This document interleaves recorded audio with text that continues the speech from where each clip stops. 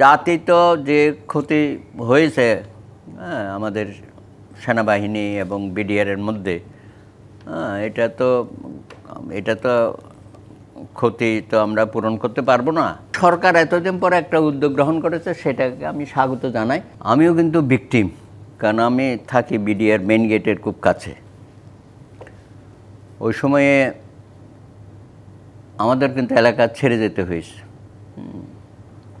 বলা হয়েছিল ওখানে আর্মি অপারেশন হবে, এবং ওই আবাহনী মাঠে মোটামুটি আর্মি এসে অবস্থান নিয়েছিল, একটা টান উত্তেজনা। তো দীর্ঘদিন পরে যে কমিশনের একটা প্রাথমিক বক্তব্য আমরা দেখলাম, উনি তো একসময় বিডিআর চিফ ছিলেন, হয়তো ভিতরের খবর উনি আরও ভালো জানবেন। আমার কথা হচ্ছে, সে সময়ে সরকার তো কতগুলো তদন্ত কমিটি গঠন করেছিল, এবং বর্তমান যে উপদেষ্টা জাহাঙ্গীর সাহেব, তার নেতৃত্বেও কিন্তু একটা কমিটি হয়েছিল। তো উনি তো, ওনার একটা দায়িত্ব আছে না? তো তখনকার সরকার এটা প্রকাশ করে নাই বা জানতে দেয় নাই দেশবাসীকে। এখন তো কোনো অসুবিধা নেই। আমি তো বর্তমান সরকারকে, ইউনূস সাহেবের নেতৃত্বে সরকার, আমরা তো চাইব যে ওই তদন্ত কমিটির রিপোর্টগুলো আমরা এখন জানতে চাই, বুঝতে চাই কেন।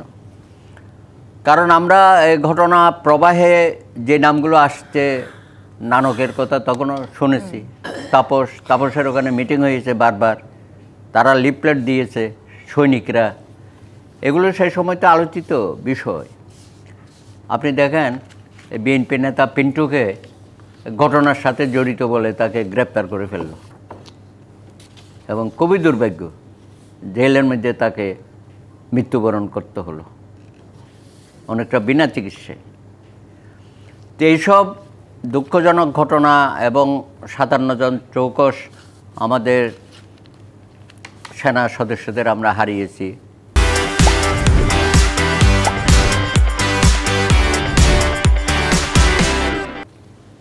এবং সারা দেশের বিভিন্ন, শুধু তো ঢাকার ঘটনা না, অন্যান্য জায়গায়ও কিন্তু অনেক কিছু ঘটনা ঘটেছে, যেটা কিন্তু আমরা জানি না। এই ঘটনার আসলে যে রহস্য, এত দীর্ঘদিন আমরা বলছিলাম যে ১৬ বছর আগে সংঘটিত হয়েছে, কেউ না এখন এই যে অনেক সময় বলা হয়ে থাকে না, যেখানে ভারতের ইন্ধন আছে, হিন্দির কথা শুনেছি, অনেক ল্যাঙ্গুয়েজে, এইসব এগুলো নানান গুজব, নানান কথা নানানভাবে প্রচারিত হয়েছে। তা আজকে তো ওনারা কিছুটা পরিষ্কার করেছে এই ব্যাপারে, এবং এখানে রাজনৈতিক নেতৃবৃন্দের, আমি শুনলাম যে এখানে ওই নানক সাহেব এবং আজম তারা নাকি মেইলে সাক্ষ্য দিয়েছে কিছু, তো খুব ভালো, এটা তারা রেসপন্স করেছে। কিন্তু সেই সময়ে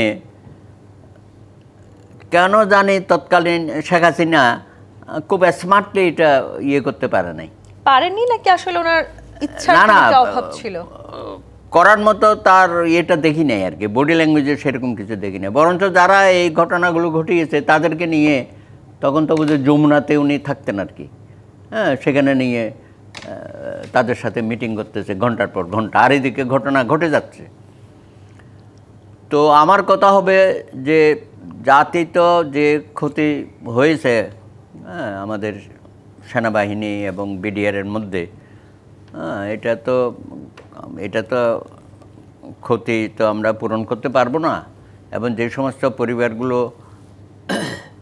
ক্ষতিগ্রস্ত হয়েছে, কারো বাবা, কারো পুত্র, তখনকার আইজির মেয়ের জামাইও বোধহয় নিহত হয়েছিল, নূর মোহাম্মদ খান।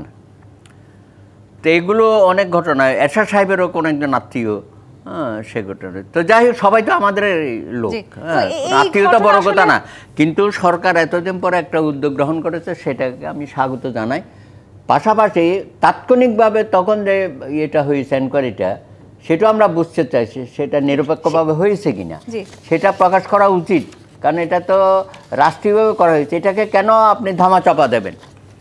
এবং এই যে নিরীহ অনেক সৈনিককে আপনি চাকরিচ্যুত করেছেন, তাদেরকে বছরের পর বছর কারান্তরে করে রেখেছেন, এখনও অবশ্য কিছু জামিনে মুক্ত হয়ে আসতেছে।